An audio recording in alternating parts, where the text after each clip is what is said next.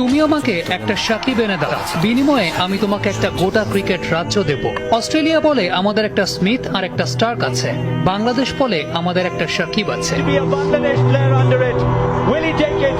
উন্নাসিক England আক্রমণ সাজায় ভাড়া করা স্টোকস আর আর্চার দিয়ে। বাংলার সমর কৌশলে রক্ষণ আর আগ্রাসনের প্রতীক ঘরের ছেলে সাকিব। গোটা বাংলা থেকে যা বেরিয়েছে একটাই, ভুল। গোটা বিশ্ব থেকে সাকিব ওই একটাই বেরিয়েছে। সাকিব যে একের ভেতর অনেক, সাকিব যে ক্রিকেট রাজ্যের এক বিদ্রোহী রাজপুত্র। 22 গজের ওই রাজ্যে সাকিবের সামনে দাঁড়ানোর যোগ্যতা রাখে কজনা। কজনা সাহস পায় সাকিবের ওই রক্তচক্ষুকে চ্যালেঞ্জ দিতে। বনবাসে যাওয়ার আগে কে পেরেছে সাকিবের রাজ্যে হানা দিতে? কজনের সামর্থ্য হয়েছে গত এক দশকে রঙিন পোশাকে সাকিবকে ছুঁয়ে দেখতে। কেউই পারেনি, কারো সামর্থ্য হয়নি, কারণ সুপারহিরোরা সাধারণের কাতারে নামে না।